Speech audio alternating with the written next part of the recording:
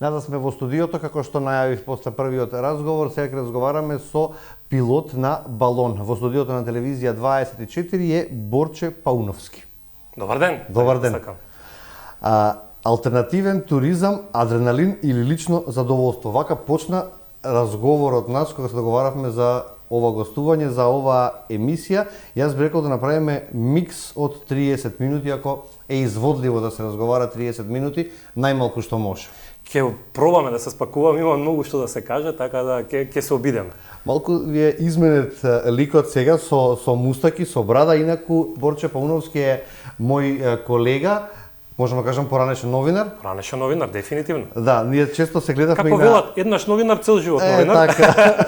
Борче Пауновски работеше во неколку национални телевизии, ние се гледавме често на терен, бидејќи следеше исто како јас економски теми, меѓутоа сега 7-8 години повеќе не сте новинар и сега работите пилот на балон. Работиме по светот, да. На почеток ова е буквално еден комплетен пакет од она што го најави, значи и задоволство, и работа, и професија, начин на живот, буквално се. Во новинарството не сум во моментов, меѓутоа, како се вика, никогаш не можеш да кажеш, никогаш нема да го работиме тоа повторно, бидејќи секогаш во еден дел, во тој маркетинг дел, во тој PR дел, балонот се вклопува како приказна, инаку сосема различна професија, малку послободна, не е авантуристична, не е екстремна, не е адреналинска, туку е уживање, затоа и како склоп е задоволство. Балонарството е серотонински спорт, значи спорт на среќа. Не е екстремен спорт, туку е буквално спорт, како што го велат, спортот на или професија на кралевите, кралски спорт. Се е тоа споро, се е тоа авангардна, полека, уживање, си има своја приказна зошто е тоа така и е првиот начин на летање. Интересно е, само ќе спомна дека балонот го носиме како информација во себе. Кога деца во градинка ќе отидете што цртаат татко, мајка, куќа, цртаат сонце, виножито и цртаат балони, цртаат ластовички во тој дел.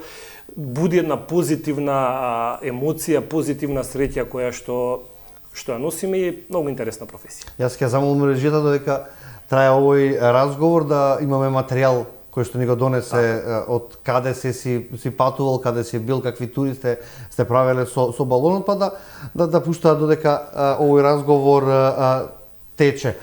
Придобивки има многу во оваа твоја професија, од каде, како дојде до ова, јас да бидам пилот на балон или како се станува? Како и за многу работи, веројатно треба да си роден. Не можете некого, парите не се предизвик во оваа професија или во овој спорт. Едноставно треба да го сакаш. Буквално да го живееш. Ние многу е чудно на луѓето кога ќе купиме нов балон, ние го крстиме. Буквално има крстење и станува дел од семејството. Станува дел од бизнисот, комуницира со него и е буквално како да ви кажам, значи десна рака ви станува. Го чувате многу повеќе од себе. Бидејќи со него и заработувате, и летате, и уживате. Неверојатно задоволство е, значи функционирањето во тој еден склоп. Како се станува со многу труд, многу е напорен, бидејќи за разлика од останатите спортови сака многу да вложуваш прво во учење, мора да бидеш подготвен. Школата за да станеш пилот на балон е сериозна. Испитите се сериозни, ние имаме 9 испита кои што се навистина треба да седнете да научите. Такво нешто има во Македонија? Имаме, да, ние имаме школа сега и можам да се пофалам во југоисточна Европа, една од подобрите школи. Ние во моментов работиме покрај тоа што има создадено домашни пилоти.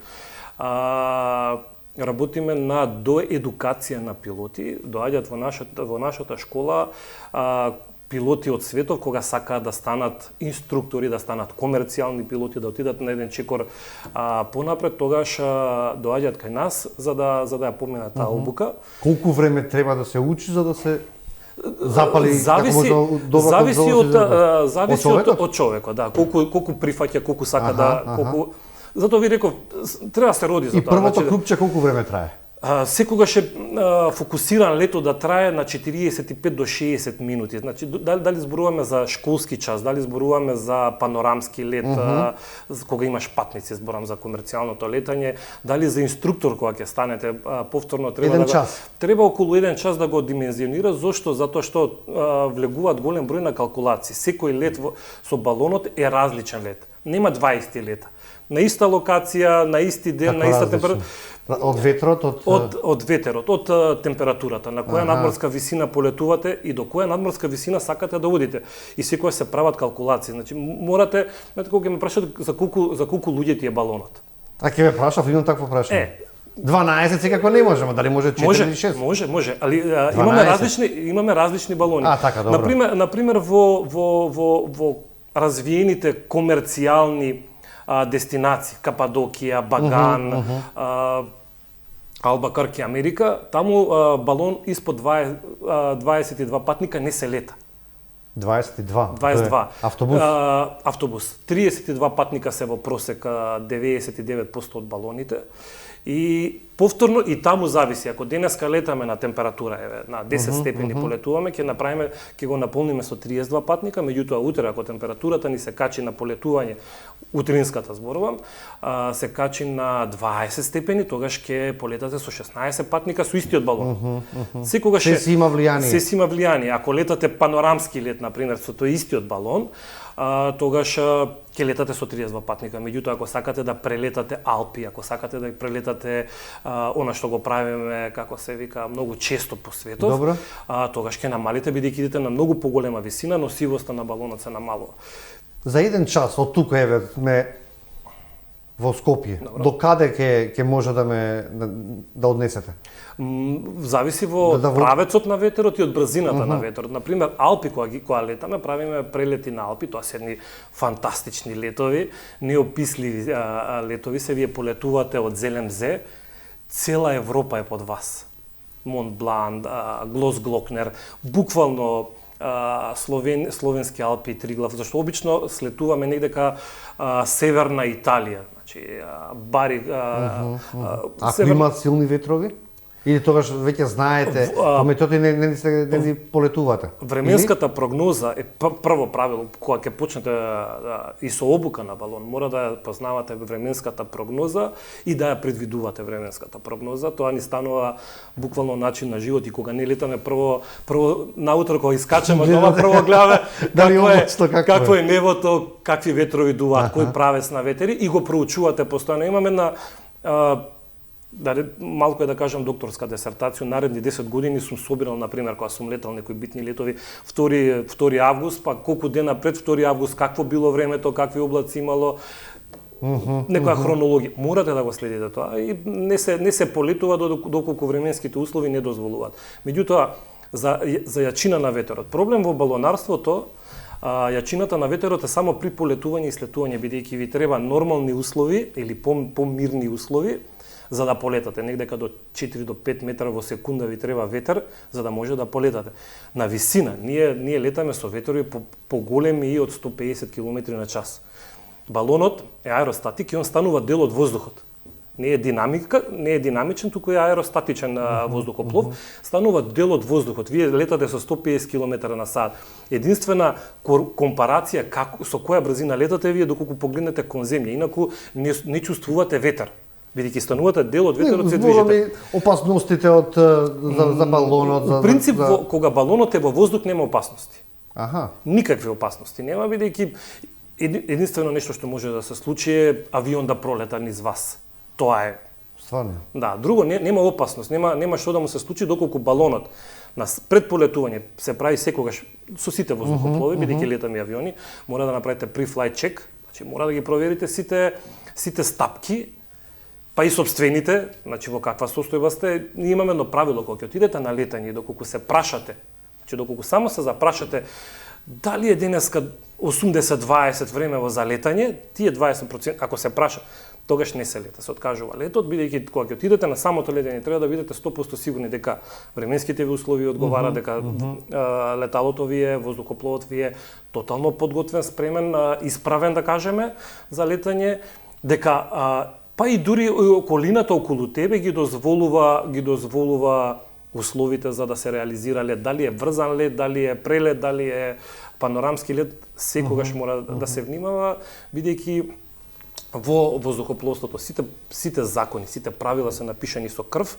значи некој претходно го поминал патот и ако не ги почитувате тие правила, се знае како ќе платите, така да мора да внимавате. Летот почнува рано са бајле или не е прецизирано кога, бидејќи еве се зимам од моје искуство, со вас имам работено една репортажа каде што имав мало искуство, малку бев во балонот кога работевме.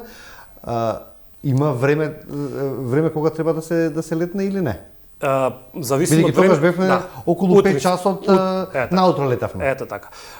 Пак временските услови го диктираат тоа. Во Македонија временските услови за летање на балон зборуваме сега период негдека мај, октомври се изгре сонце, зајде сонце. Зошто? Бидејќи во тој дел од денот покрај тоа што имаме најубави временски услови за летање и најубав е, како се вика, денот во тој дел за панорамско летање зборувам.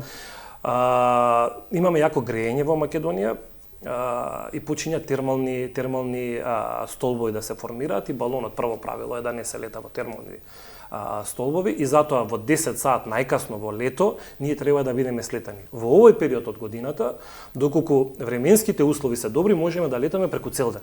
Дозволено ни е да летаме цел ден, бидејќи временските услови ни дозволуваат. Дали ќе биде покриено со облак, на снег, например, кога ќе имаме снег, снежна покривка, за жал сме ја немале подолги години во Македонија за да летаме, тогаш може да летате буквално преку цел ден, бидејќи немате формирање на термика, термални стубови, обратно параглайдерите летаат на термика, на термални стубови, нас тоа ни смета. Колку пилоти има во Македонија? Во моментов тројца. Еден од моите успеси лични, можам да кажеме, тоа што формиравме школски центар, што стигнавме до тоа ниво и го имаме најмладиот пилот во Европа. На 16 години и 2 месеца Михаил Полновски стана најмладиот пилот, мојот син, така. Браво. Родени се, пораснати се во балон, така е.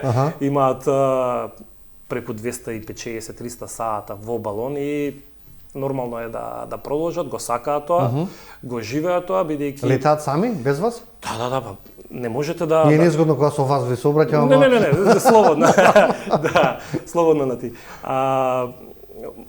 Првото правило за да земе лиценцата, тој мора да лета сам.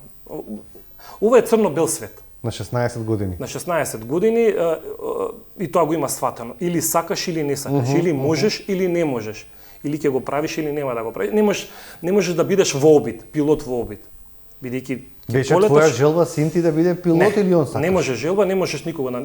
Стално ни смеењаме прашуваат како натера супругата да лета. Не можеш да натераш некого да лета. Некој што не сака да лета, или сакаш да играш фудбал или не сакаш да играш фудбал, нели? Меѓу другото, во фудбалот види, може само ќе ти свиркаат од трибина. Овдека се други фактори. Овдека зависат животи и не знам кој е тој родител што ќе му даде на синот, на своето дете да лета балон, а да не знае да лета. Да знае дека не знае.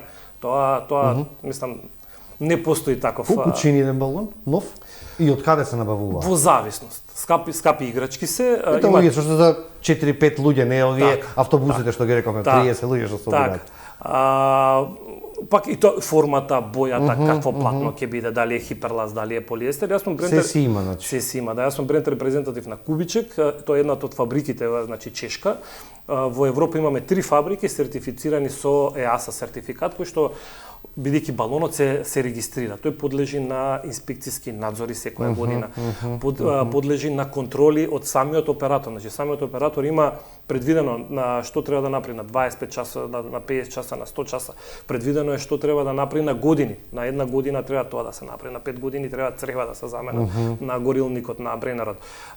Така да на секоја година се прави граб тест на платното, дали платното е оштетено, бидејќи едно платно еден балон зборуваме, куполата горе, значи може да лета 100 сата, а може да лета 1700 сата. Ако летате во Швајцарија, каде што се полетува од трева, каде што е чисто, каде што условите за полетување и слетување се малку идеални, као тепих, тогаш тој балон ќе трае 1700 сата. Ако летате, дел од балоните постојано ги праќам по Средниот исток, каде што летаме во пустини, каде што условите се многу груби, уствари шмиргла е тоа, каде што полетувате след тоа, така, вие треба да спакувате 7000 квадрати платно, тоа ќе легне. Е најмалиот балон што го имаме, се оштетува квалитетот на платното, станува порозен, ја пропушта топлината, бидејќи еден балон кога полетуваме, кога летаме на минимум температура од 85 до 90 степени. Ви имате горе во самиот балон имате температура од 90 степени за да летате. Точка на вриење. Точка на вриење, да.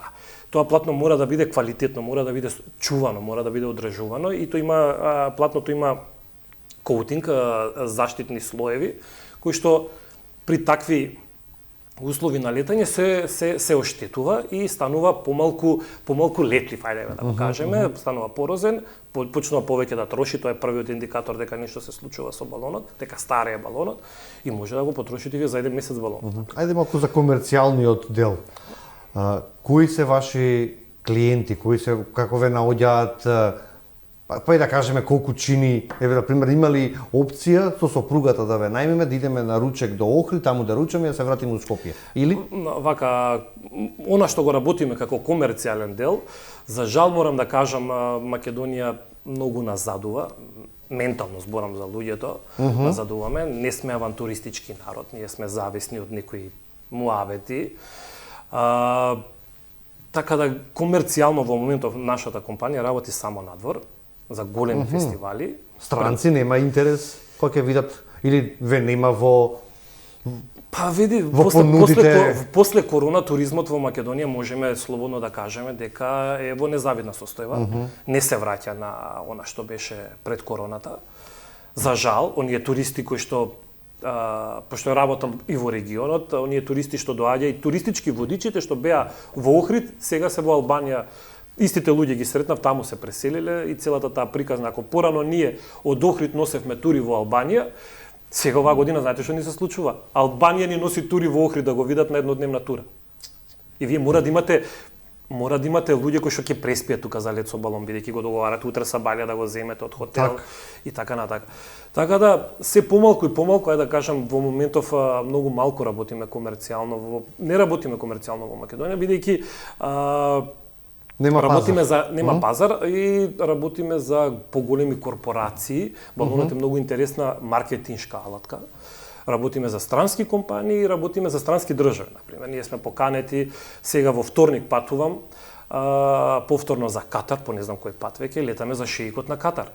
Значи, лична покана за шеикот на Катар, покана на министерот за транспорт и туризам на Тајван, на Кина и така натака. Значи, за нив добро сте навлезени во оваа сфера на глобално ниво. Сега, на глобално ниво, да.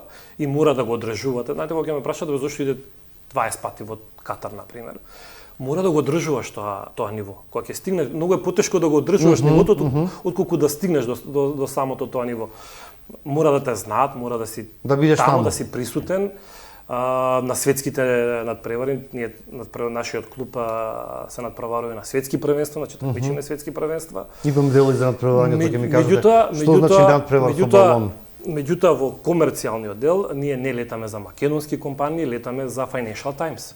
Не летаме за Македонија, да ја промовираме Македонија низ светот, иако јас на секое мое летање без македонско знаме, без македонски код не летам и намерно моите балони се уште ги чувам во дел од моите балони, ги чувам во македонски регистар, бидејќи сакам да имам македонски балон, кога ќе отидам со Zulu 3, тој е нашиот код, со Zulu 3 да представам Македонија со македонско знаме, со македонски код и како Македонија. Значи дали Америка, дали е некаде надвор од во странство. Во странство. Секако. Колку државата има слух да помогне, да поддржи, да ете, првиот збор што го кажав кога влеговте во студиото беше алтернативен туризам. Никаков. Никаков. Значи ни спортски, ние сме репрезентација на Република Македонија, се надпреваруваме во едно од најелитните надпреварување, најскапите во свет, ме прашавте прегаска и за цената. Да, не ми кажете. Опремата е прескапа. Има од до. Од до, да, прескапа. Значи еден балон да го нарачате од фабрика, нов да ви стигне, еве за почетник, за синот, например, почиња од 70-80.000 евра па нагоре. Значи, зборуваме тоа еден Камион. основен, да. така. Да, значи, Да не кажеме луксузна кола, меѓутоа така. така, луксузна кола и нема пазар за овдека тоа да се продава. Например, Кока-кола на глобално ниво прави 120 балона секоја година. Сега кажете ми дека и треба реклама на таа компанија. Сите ја знаат. Во Македонија никој не сака реклама. Сите работат нешто, тендер, не знам, бркаат некои. Поинаков систем сме, поинаков склоп сме ние овдека и на бизнис и на се. Па Друга и самите култура или култура, не култура на живење. Во делот на културата ние идеме на отварање оваа година во јули на отварање на фестивал на покана на министерот за транспорт и туризам на Тајван. Доаѓа прво министерот да те пречека, меѓутоа да те пречека во 3 AM. Јас на брифингот претходниот ден гледам од опенинг церемонија, отварањето на ивентот во 3 наутро. И знаеш, извинете, викам да прашам, веројатно ова е грешка, пошто секаде отварањето е во Хрватски, сегде каде што идеме на овие ивенти. Во понормално време. Во нормално време попладне, во 3. Се движиме ние од хотел со организиран транспорт, таму е се безпрекорно организирано. Се движиме 150.000 посетители на отварање на фестивалот. Во 3 Сабајле. Во 3 Сабајле. Луѓе со мали деца, со кебенца, пикник организирани, со шишенца, со се наредили и не чекаат атракции. Јас да организирам во Македонија во 3 наутро фестивал, моето семејство нема да дојде да го гледа, бидејќи таков не е менталитетот. Министер да дојде да те поздрави во 3 саат Сабајле. Луѓе што носат лепи млеко. Нема да се случи тоа, така да тоа е Тие се само полиција. Тој менталитет кој што нас ни фали, американците исто се безпрекорни. Да видиме околу спортот. Немам уште многу, имам уште 60 минути. Што значи спорт со балон? Што правите, како се надпреварувате? Еден од најатрактивните, прво како промоција на државата, се тепа да добијат било какво минимално. Тука нема трка, тука нема. Има. Има? Надпреварувањето зависи секој. Имаме различни таскови, бидејќи ние немаме волан за лево десно, него летаме на првиот како и морепловците и како што е започнато летањето на балон, нема еволуирано, туку летаме на правец на ветер. И тука се математики. Бидејќи на секоја надморска висина ви имате различен правец на ветер. Добро. И ги бркате надморските висини. Значи на 300 метри имате исток, на 2500 метри имате запад и како знаете колку сте високо? Имаме инструменти. Имате инструменти за тоа. Меѓутоа она на што мора да се подпрете е чувството, бидејќи колку е дебел слојот кој што го пробивате, со која брзина, колку време ќе ви треба за надоле за да го фатите точниот правец. И што се случува? Ви полетувате од една дестинација, например од ТВ24, и сега треба да надлетаме Шумарски факултет, па подоцна Камени мост, и тие треба да ги соберете точките и да фрлите физички маркер на тие. Меѓутоа има и други.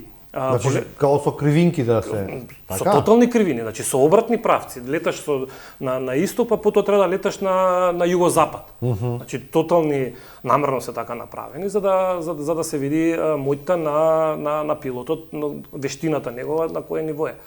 И ако порано, например, крстот е 5 на 5 метри, и ако порано фрли во крстот суперсум, сега техниката на летање толку е изоштрена што сега се мери во сантиметри, 2 сантиметри од центар. Толку попрецизни, толку... Значи, пазете, минимум 150 балони сме на светско првенство, значи минимум 150 балони, кога ќе доаѓаме на стварно страшна гледка, и кога ќе доаѓаме на целта за да фрлиме физички маркер, во тој момент 150 балони доаѓаат на иста точка.